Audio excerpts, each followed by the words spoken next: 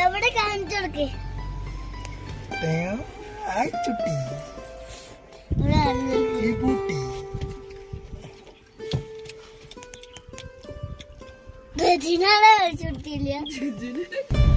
ഇവിടെ ആയിഷ മുമ്പ് വന്നിട്ടുണ്ടെന്നാണ് ആയിഷ പറയുന്നത്. ആയിഷ വന്നിക്കണോ? ഓ വന്നിക്കണേ. എപ്പഴാ വന്നേ?